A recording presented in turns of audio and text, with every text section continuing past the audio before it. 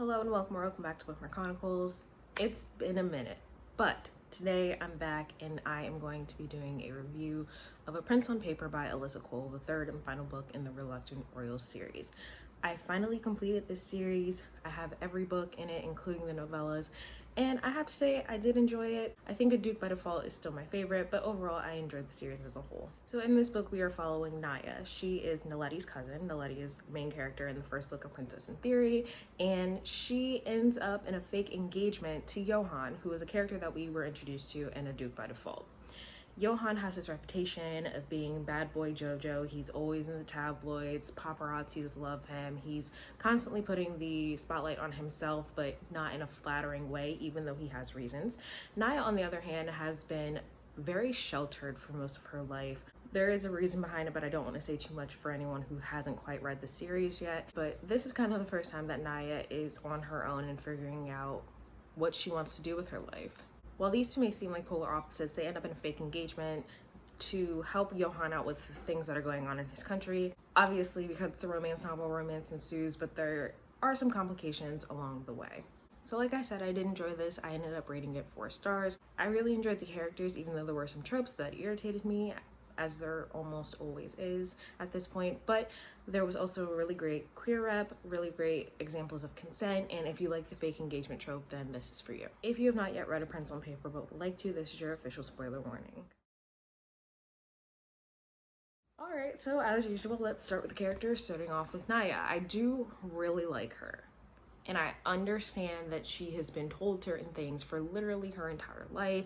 Her father is incredibly manipulative, has been poisoning her literally this entire fucking time. And so I understand why she has a little bit of self-doubt, but the fact that she is constantly reminding herself of the things that her father has done or said to her, it makes no sense.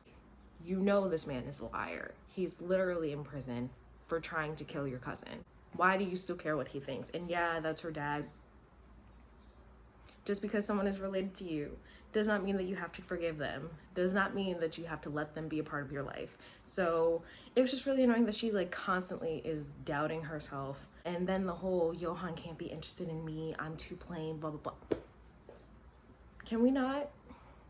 Can we fucking not? And then both her and Johan were avoiding commitment because of situations that happened with their parents. Why is that a thing? Why is that a trope? That literally makes no sense to me. And it's not even like their parents' relationships didn't work out. Both of their mothers died in certain circumstances. It makes no sense. Johan, I like him. I really do. I like how protective he was of his brother, but he could have been a better brother. Lucas was clearly going through some shit, and instead of listening to them, Johan just overreacted at the slightest things for no reason. On top of that, it really pissed me off that when Naya admitted that she had feelings for Johan, it was the perfect time for him to admit that he felt the same, but instead he didn't. Literally all the conflict could have been fixed real quick if he had just been honest with her in that moment. Literally was given the perfect opportunity and didn't do it. I really enjoyed Lucas's character. I wish that Johan had paid a little bit more attention to them and that Naya didn't have to be the one to be like, hey, pay attention to your sibling. They're trying to express themselves to you and you're not listening. I felt like maybe it was just to forge a connection between Naya and Lucas. I'm not really sure. I felt like Johan definitely could have handled that situation better, but then when Lucas does talk to Johan and their father, it was pretty smooth sailing, no conflict, no issues. Both of them were okay, cool. So it was well, if that was the reaction, why couldn't that have been done sooner?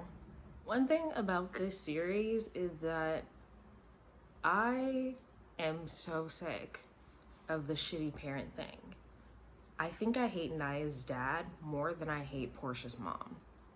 And fuck that bitch. But the way that he's been manipulating her this entire time, blaming her for her mother's death, the constant guilt tripping, the way that he acted in the last time they saw each other was ridiculous. He's been lying to her this entire time, had them send an urgent message to her saying that he was dying, and he was perfectly fine. And I feel like Naya could have handled that situation differently. Honestly, I wish that she had told him to fuck off. Like, if she had cussed him the fuck out, it would have been perfectly warranted and it would have been a great scene. But she decided to handle it a different way, but at least she's not dealing with him anymore and she never has to see him again, so. But yeah, I enjoyed this series. I enjoyed this book. I am looking forward to reading her next series. I probably won't start that anytime soon though. I have a bunch of other things that I need to read. I started the Wicked Villain series by Katie Roberts, so I'll probably have a review of the first book coming soon. I also have an entire list of contemporary romance as well as age gap romances from Nicole that I need to work my way through, so we'll see how that goes. But yeah, there's really not much else to say. It was a pretty easy read. I listened to the audiobook because I hate reading mass market paperbacks, but it was a good series. I'm glad that I read all of it. If you have read A Prince on Paper or any of the other books in the Reluctant Royal series, let me know, or let me know if they're on your TBR. Otherwise, that's all I have for you today, and I'll see you in the next video.